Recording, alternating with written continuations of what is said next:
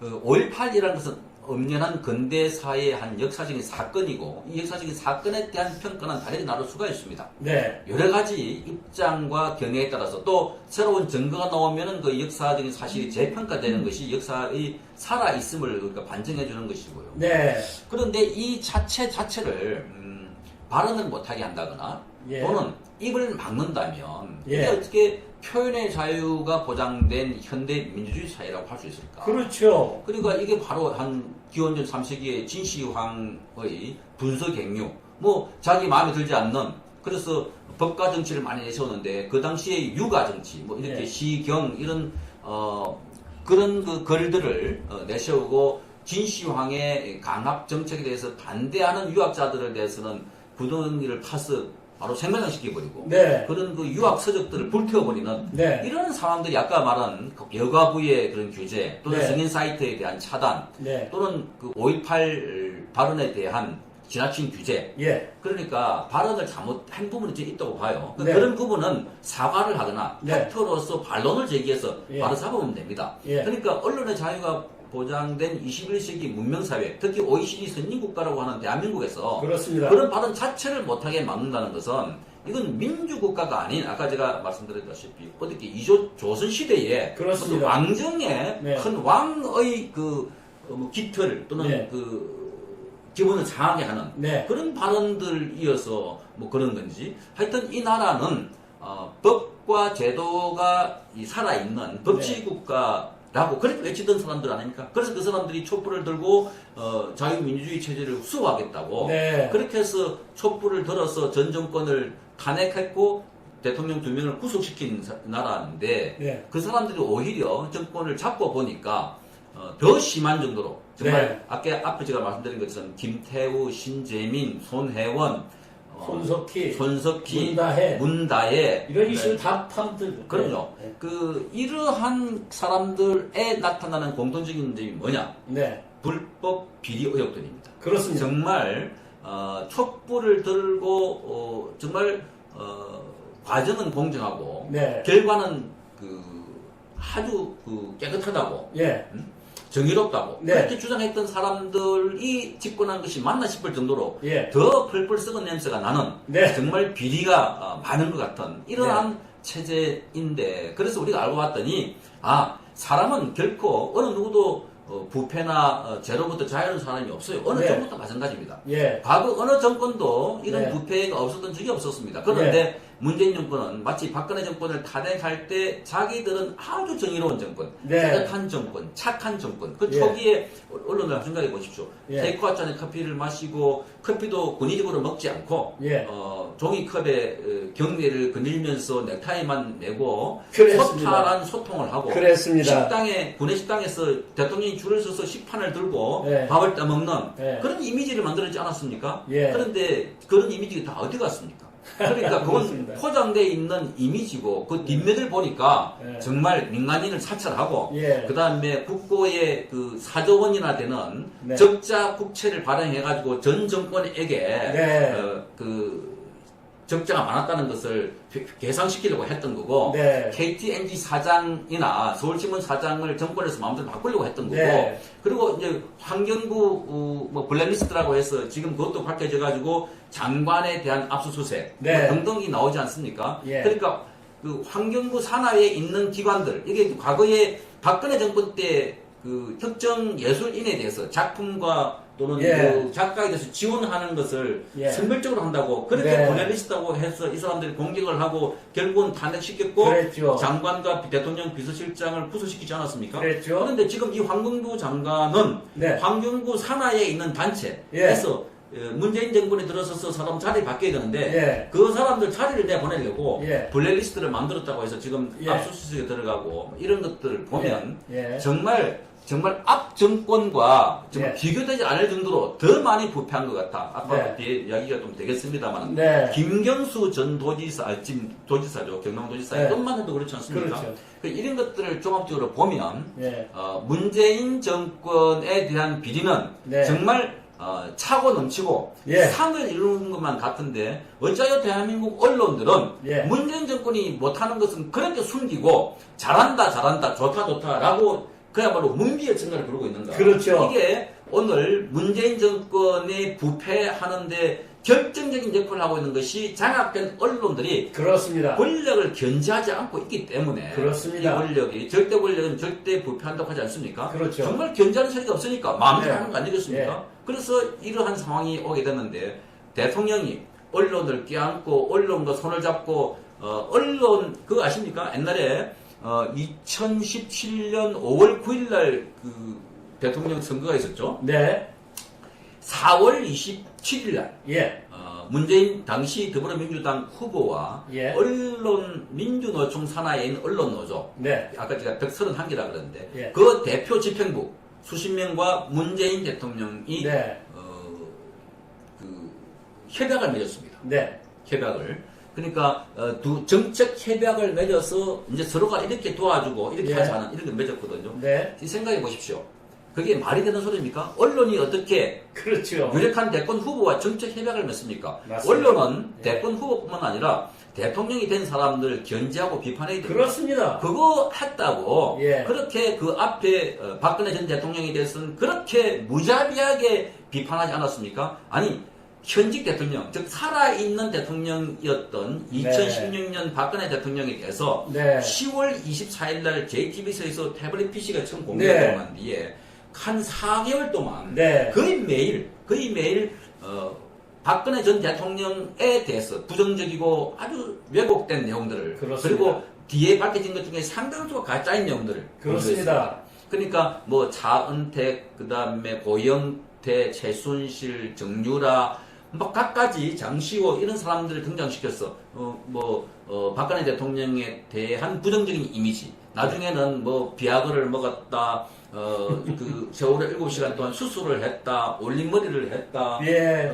롯데 호텔에서 뭐 누구 미래를 했다. 절겠다. 예. 구술을 했다. 아니 그렇게 해서 왜 그런 보도를 하냐고 그렇게 보도를 하냐고 물으면 아니 언론은 예. 살아있는 권력에 대한 비판을 한다고 그렇습니다. 강변하면서 일방적으로 말하자면 대통령을 조졌던 언론들이 예. 지금 어찌하여 문재인 정권에서는 그렇게 입을 다물어버리고 보도하지 않습니까? 그러니까 이게 오늘날 대한민국 변혁의 핵심 세력이 되어버렸습니다. 그렇습니다. 민주노총 산하에 있는 언론, 이 네. 언론들이 말하자면 대통령을 부여해주고, 네. 그 다음 그 반대 세력에 대해서는 적폐로 마구 보복하고 있는 것들을 지금 언론이 부추기고 있는 듯한 느낌이 들고요. 그렇죠. 그러면서 이 정권은 북한의 김정은과 손을 잡고, 예. 마치 김정은과 문재인 공동정권이라고 만들 것 같은 예. 이런 그 남한을 북한화하는 네. 이런 조치들을 경제정책, 국방정책 곳곳에 하고 있지 않습니까? 네. 이런 거에 앞장서고 있는 그래서 언론을 앞장세워서 네. 대한민국 체제를 바꾸고 있고 네. 그 반대하는 세력들은 무자비하게 보복을 하고 있는 네. 그런 상황이 아닌가 맞습니다. 그렇게 생각하고 있습니다. 언론이 말씀하신 대로 제4부로서 입법, 행정, 사법을 앞에 3부를 견제하고 균형을 잡는 일을 그게 언론의 가장 기본적인 사명인데 그 기본적 사명을 망각하고 언론이 그렇게 페이크 뉴스로 어떤 특정 정당이나 대통령을 탄핵시키는 일에 이렇게 함몰되어 있다는 것은 그 나라의 그 민주주의가 얼마나 건강한 또 어떻게 유지되느냐 바로 그런 문제와 직결되는 문제입니다. 자, 다음 소재로요. 다음 주제로 문재인 대통령이 최근 암투병 중인 MBC 이용마 기자를 방문했다고 그렇게 전달이 알려졌죠. 네. 이런 것들은 문재인 대통령의 그 고도의 지지층을 끌어안기라고 봐야 하는가요? 어떻게 될까요? 그러니까요, 보세요. 네. 우리 사회에 뭐 네. 암투병해서 병마와 싸우고 있는 분들이 한두 명이 아니지 않습니까? 예. 그런데 이제 문재인 대통령이 이용마 기자를 병문안한 것은 두 번째입니다. 네. 지난번에 대통령 선거 하고 나선가 직전이다. 예. 직전이다. 취임하기 전에 예. 이용마 기자를 방문해서 위로를 했고요. 이번에 이제 또 방문했는데 네. 이용마 기자가 지금 복막암을 판정받았다고 그래요. 2016년부터. 그 암투병 중이라고. 예. 그러니까 네. 2016년부터 이제 복막암을 앓고 있었고 2012년도에 이용마 기자가 아마 해고된 것 같아요. 그 당시에 그 안에 무슨 사장 물러가라고 그렇게 네. 했다가 여러 명 함께 물러갔었는데 예. 그 이후에 이제 이 암투병을 하고 있는 상황을 2월 17일 날 네. 대통령이 찾아가서 같이 가족과 사진 찍은 모습들을 이용박 기자가 공개를 했습니다. 네. 그러니까 이용박 기자는 이제 암이 많이 진척이 되었다 보니까 살이 쏙 빠져 있는 거고 네. 윤 대통령이 이제 손을 잡고 있는 걸 올렸는데 네. 이게 이제 그동안 그 암을 앓고 있는 기자 또는 환자를 찾아가는 건 얼마나 지극히 감사한 일이고 고마운 일이겠습니까? 네. 그런데 이제 이게 물론 이영마 기자가 공개를 했다고 하지만 그 내용을 보니까 네. 그 이제 뭐 두 사람 사이에 정분이나 예. 그런 그 친분의 이야기 아니라 주로 그 나왔던 이야기 가운데 이용마 기자가 지금 이런 문 대통령의 경제 정책에 대해서 아주 확고한 신념을 가진 것 같아서 무한 신뢰가 간다 뭐 이런 네. 발언이 있고요. 예. 그리고 소득주도 성장 정책과 재벌 중심 경제 구조의 변화에 확고한 입장을 보여줘서 고맙다. 네. 이런 이야기도 있고요. 그리고 이제 우리 원자력과 같은 사회 공론화 위원회 있지 않습니까? 그런 네. 공론화 방식을 확대해 달라 이런 예. 요구도 있었고 해서 이걸 보면 참 병색에 있는 아픈 분이 네. 지나치게 네. 국정 현안에 대한 관심을 좀 많이 보이시는 거 아닌가. 예. 자기 몸부도 추리시는 게 맞는데 그렇죠. 그런 생각이 들고 이런 걸 보면 대통령이 정치 스타일이 아픈 자, 소외된 자, 억울한 자 이런 사람들 주로 만나가지고 보듬어주는 그런 것 같으면 저는 개인적으로 그렇게 생각해요. 막 조용히 만나고 네. 공개를 하지 않는 것이 옳지 않은가. 예. 그리고 또 이 이후에 김용준 씨인가요? 그 태양 화력발전소 숨졌던 예. 그 근로자 있었죠. 예. 김영준 씨 유가족을 청와대 불러가지고 또 청와대에서 공개를 했어요. 네. 위로하고 이러한 상황들을 보면 대통령이 정치하는 스타일이 굉장히 감성적이고 그래서 네. 그 감성적인 스타일에 있는 사람들에게 어떤 그 콘텐츠가 예. 아니라 분위기, 네. 느낌 이런 감성 분위기로 두드리는 네. 그래서 지지를 확보하는 것이 아닌가 하는 생각이 들어서 물론 이제 아픈 분들에게는 잘해줘야 당연히 되지만 위로를 해야 되고요. 네. 또 사고를 당하신 분들에게는 또 정책적으로 대안을 마련해야 되지만 예. 그런 것들을 굳이 예. 뉴스화할 필요가 있을까 하는 생각도 되어지는데 어쨌든 이러한 분위기들이 전체 우리 언론사와 비정규직에 대한 대통령의 관심이기도 하지만 그러나 그런 거와 네. 공과 사는 분리되는 거고 네. 정책과 개인에 대한 아픔 이런 것들도 조금 분리를 해서 예. 봐야 되는 것 같은데 특히 이용박 기자 같은 저희도 느끼기 안타까운 사연입니다만은 예. 이런 내용들이 예. 본인의 병 치료에 좀 주력할 수 있도록 네. 하는 것이 좋지 않을까 하는 생각이 듭니다. 그러니까 지금 송창경 위원장 말씀은 이제 대통령이 그렇게 하는 게 나쁘다는 게 아니라 그렇게 할 일이 이제 더 큰 일을 하셔야 되는데 그렇게 너무 사실 얼마 전에 도시락 배달도 하긴 하셨습니다. 네네. 그것도 참 웃기는데요. 제가 이제 이용마 기자하고 김용균 이분들에게는 하지 네. 말라는 소리가 아니라 그런 것들은 오히려 보도를 하지 않았으면 좋지 않을까. 그렇습니다. 네. 하는 생각이고요. 네. 그 아픈 분들에 대한 대통령이 개인적으로 갖고 있는 연민의 느낌, 정은 충분히 좋지만 예. 그걸 뉴스화해서 국민들한테 하면은 일부 국민들은 껴뚱하면서 이게 그러니까요. 예. 그렇게 아픈 분들이 한두 분이 아닐 텐데 그렇죠. 그런 특정인을 예. 부각한다는 것 자체가 예. 옳겠느냐 하는 생각이 들고요. 예. 그 다음에 대통령에 대해서 지난번에 관악구에 가서 예. 도시락을 들고 또 배달을 했어요. 네. 그러니까 그 대통령이 움직이면 네. 규모 인력과 그렇습니다. 그 주변에 대한 교통 통제가 예. 심각합니다. 그런데 예. 대통령이 어렵게 사는 분을 돌봐주겠다고 직접 도시락을 들고 와서 찾아가지고 배달했지 않습니까? 네. 차라리 그분들을 그렇게 하는 것보다 네.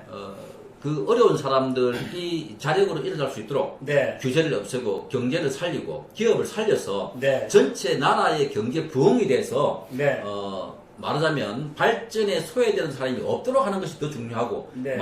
그야말로 정책적으로 지원해야 되는 것이 대통령이 할 일이지 대통령이 도시락을 배달한다 아픈 사람 찾아간다 네. 이런 것들 지난번에 또 청와대 부근에 대통령이 내려오셔가지고 저녁에 퇴근 시간에 뭐 예. 호프 예. 미팅을 해가지고 또 생맥주를 마시면서 뭐 이렇게 소통을 했다고 그러는데 알고 봤더니 거기에 있던 참석했던 자는 과거에 문 대통령이 선거 운동할 때 함께 비디오를 찍은 네. 그 사람이 왔고 예. 그래서 그런 것들을 전체 볼 때 이것이 말하자면 탁현민 씨가 기획했다고 하는 그런 류의 네. 쇼 이벤트가 아닌가. 근데 지금 대통령과 대한민국에 필요한 것은 이런 이벤트가 아니라 방향, 올바른 방향으로 나라를 이끌어가고 예. 제대로 된 경제 정책을 해서 국민 전체가 먹고 살 수 있고 그렇습니다. 말하자면 부국 강병 정책을 세워서 그 안보는 튼튼하고 그렇습니다. 경제는 발전하는 이런 체제가 필요한데 지금 정책들 내놓는 게 상당수가 보면 좌편향적이고 소득주도 성장이다, 최저임금 인상이다,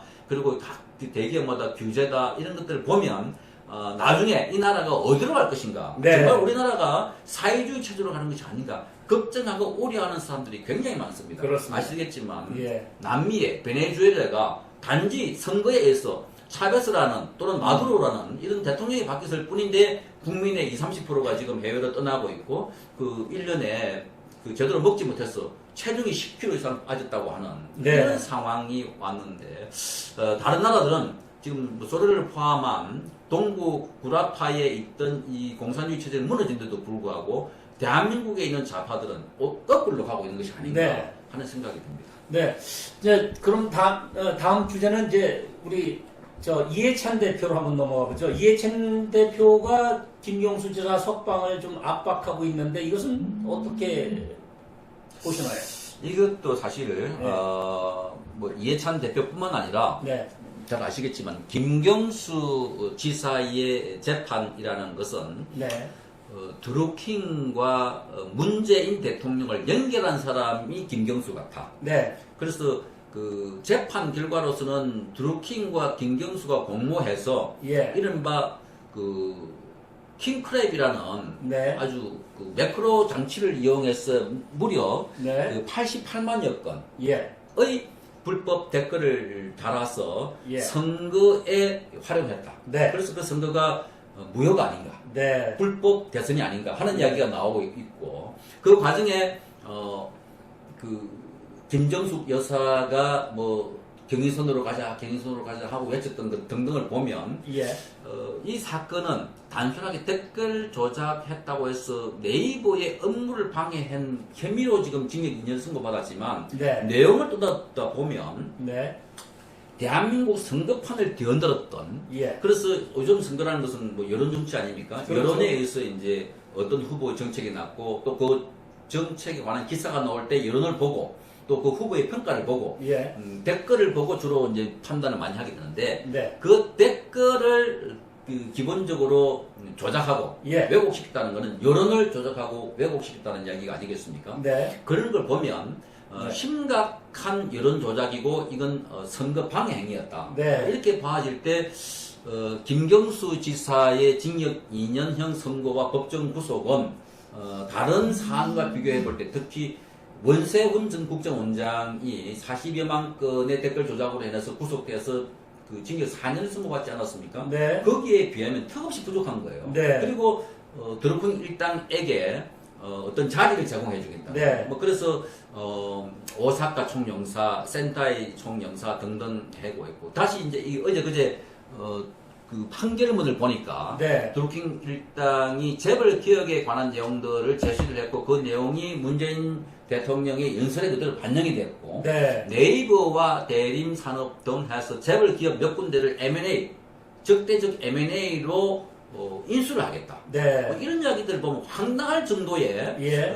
국내 현안 정치에 개입된 것 같고 국정에 개입한 그래서 네. 국정 논란이라고 볼 수 충분히 있는 네. 이런 사안이 있는데 예. 이 김경수 구속을 그 여당에서는 네. 상상도 하지 못했다. 아. 현직 도지사가 구속된 거는 깜짝 놀랄 일이다. 이렇게 하면서 빨리 석방하라. 네. 그래서 성창호 판사에 대한 탄핵 압박을 넣고 있고요. 그렇습니다. 그리고 이 이해찬 대표를 포함한 더불어민주당이 경남도에 가서 예. 무슨 예산 관련 회의를 한다든지 네. 해서 그분들이 주장하기로는 내일이죠. 20일 날 예. 김경수 도지사에 대한 그 보석 신청을 할 텐데 네. 뭐 빨리 허가해라 하는 예. 압박을 넣고 있는 이런 걸 전체로 보면 아까 앞에 말씀드린 언론을 이미 장악했거나 언론을 통제할 수 있는 네. 뭐 그런 자발적인 통제라고 보여지죠. 네. 이런 상황과 사법도 지금 그 대법원장 김명수 대법원장 체제에서 마치 대법원이 문재인 정권의 지시를 받는 듯한 네. 통제를 받는 듯한 이런 시스템에서 뭐 적폐 청산한다면서 어떤 판사들을 심판하라고 그러고 양승태 대법원장 등에서 구속하지 않았습니까? 네. 이런 걸 보면 언론과 사법을 장악한 것 같은. 네. 그래서 이 정권의 마음대로 네. 이미 감옥에 가 있는 사람들도 석방하라고 그러고. 예. 그러니까 김경수 도지사가 구속된 거는 깜짝 놀랄 일이고 상상도 못할 일이다. 아니 네. 그러면 박근혜 전 대통령은 그 상상할 수 있는 일입니까? 아니 단돈 그렇죠. 10원도 네. 뇌물로 받았다는 증거가 나온 게 없습니다. 그래요. 언론에 의해서 장악되고 조작된 언론에 의해서 탄핵이 됐고 예. 그 탄핵에 보면 증거 자료가 다 언론 기사예요. 그렇습니다. 그러니까 국회에서 탄핵 관련된 조사를 하고 특위를 만들어 가지고 자기들이 연구하고 뭐 현장 조사를 해야 되는데 네. 이미 언론에 놨던 것을 스크랩을 해가지고 그걸 붙여가지고 그렇죠. 증거라고 붙인 겁니다. 그래요. 그러니까 그건 박근혜 전 대통령에 대한 구속은 억울하지 않고 그건 정당한 겁니까? 그런데 김경수 도지사에 대한 거는 깜짝 놀랄 일이다 그러고 이게 상상도 할 수 없는 일이라고 하면서 석방하라고 한다면 네. 이건 사법 그러니까 입법, 행정, 사법 예. 삼권 분리된 예. 그죠? 예. 몽테스키우가 주장했던 고전적으로 그렇죠. 그 삼권 분리 정신 자체를 부정하고 있는 그렇습니다. 근대 민주주의 체제를 흔들고 있는 맞습니다. 그런 일 아까 제가 말씀드렸다시피 왕정 체제 같은 절대 네. 왕정에 절대 군주가 지금 통치하고 있어서 예. 무슨 의회도 마음대로 예. 사법부도 마음대로 예. 언론도 마음대로 그렇습니다. 이렇게 하는 체제가 아니라면 감히 이런 말을 할 수 있을까 네. 저는 그런 의문이 드는데요. 정말 부적절한 발언 같고 압박이고 이미 예. 김경수 지사를 석방하라는 탄원서가 뭐 20여 건, 20만 건 가까이 육박이 된다고 하는 뭐 이런 것들이 나오고 있는데 그래요. 글쎄요 우리 이 사회가 법치와 제도가 네. 움직이는 그런 때 움직이는 사회가 아니라 때를 쓰고 예. 선동해서 네. 집단적인 억지를 뭐 그런, 쓰면, 예, 네. 억지를 쓰면 되는 것 같은 그런 사회인가로 바뀌었는가 예. 참 심각하게 우려됩니다. 그래요. 이제 마지막 질문으로 그 환경부에서도 그 블랙리스트가 있다라고 밝혀졌지 않습니까? 네. 그래서 장관이 출국 금지된 것 같은데 박근혜 정권 때 그때도 블랙리스트라며 공격을 하지 않았습니까? 그렇죠. 이렇게 보면 이건 내로남불 아닙니까 이게? 그 이제 이 블랙리스트라는 예. 게요, 뭐 잘 아시겠지만 이게 16세기인가요? 네. 저 영국에서 예, 그 존 왕의 아들인 찰스 예, 이 2세가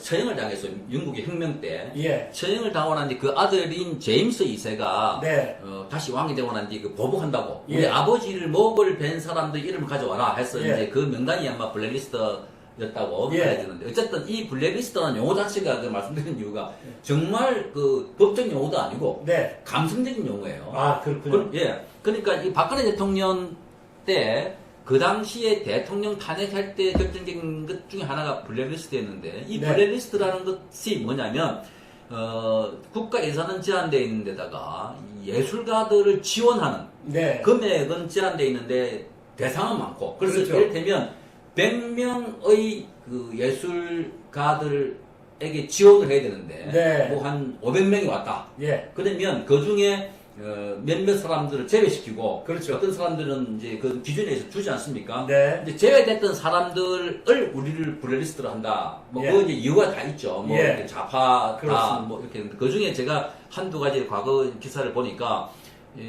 뭐 개구리라고 해서 예, 그 작품이 박근혜 대통령과 박정희 전 대통령을 그 희화하거나 네. 조롱하는 듯한 그 작품이 있었어요. 아하. 그것도 제외됐고 예. 뭐 이를테면 모든 군인은 불쌍하다. 네. 이런 작품은 군인들이 군에서 용감한 모습을 보이는 게 아니라 자살하거나 탈영하거나 이런 모습들을 보이는 작품도 또 제외했고 하여튼 이런 작품들 해서 우리 체제에 맞지 않거나 예. 우리의 정통성에 위배되는 작품에 대한 배제 네. 했는데 문제는 이 배제된 거를 그 당시는 종이를 써가지고 예. 분류를 했단 말이죠. 예. 그러니까 서로가 나도 배제됐다고 하니까 뭐 장관, 차관, 장관 그 위에 대통령 비서실장 전부 다 나는 하지 않아도 숨었지 않았습니까? 네. 그러니까 저는 그게 참 그 당시만 보더라도 떳떳하게 내가 했다고 네. 우리 그 체제와 정통성과 우리 예. 법 질서에 맞지 않는 네. 작품, 작가에 대해서는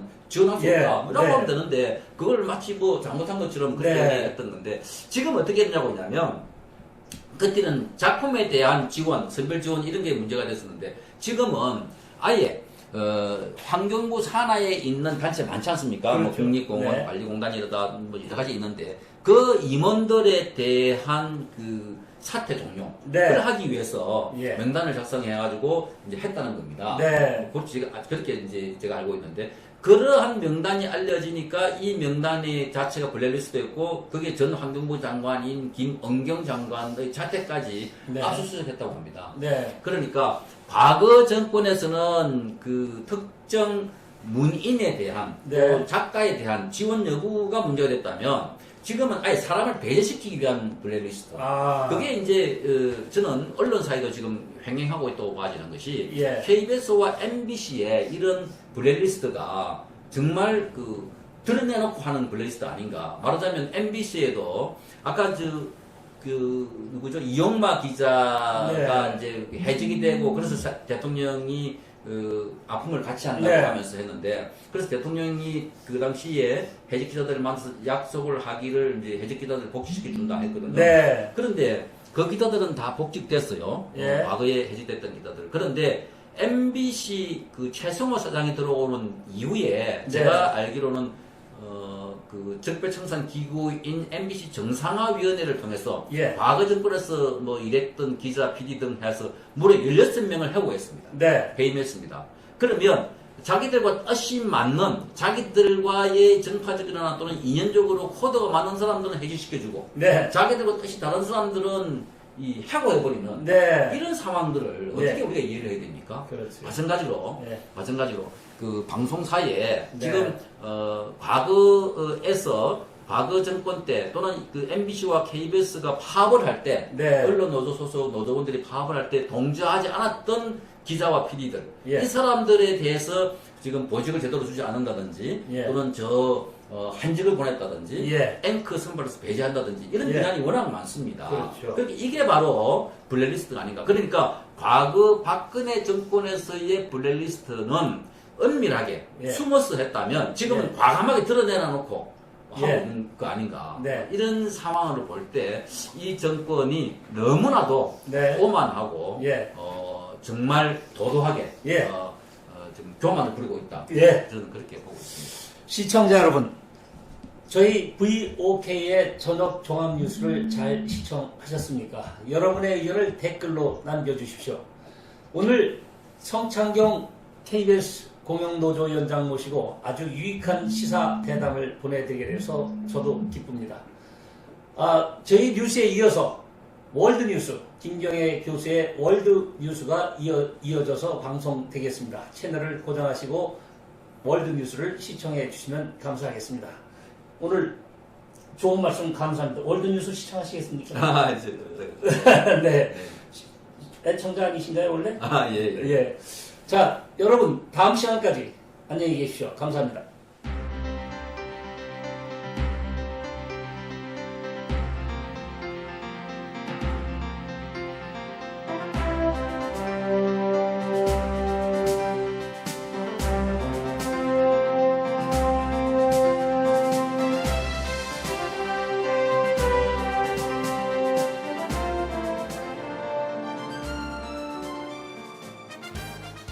반드시 꼭 나와야 합니다.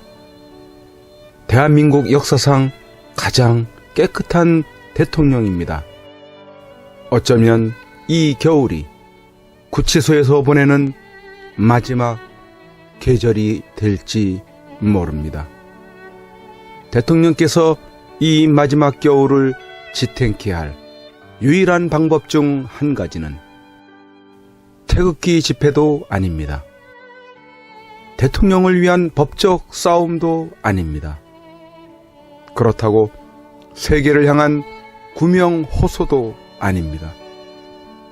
그 유일한 방법은 엽서 편지 보내기입니다. 대통령은 수많은 국민들이 보내주는 엽서 편지를 통해서만이 힘을 얻고 계시게 될 것입니다. 그 엽서 편지들은 대통령을 더욱 강하게 할, 그리고 국민을 위해서 자신이 살아남아야 한다는 이유들을 발견하실 것이기 때문입니다. 여러분, 함께해 주십시오. 이 겨울을 넉넉히 견디시게 할 여러분들의 따뜻한 격려와 위로의 마음이 전달되게 해 주십시오. 매일같이 산더미처럼 전달되어지는 여러분들의 엽서 편지들을 통해 대통령께 막바지 생기를 불어넣어 드리십시오.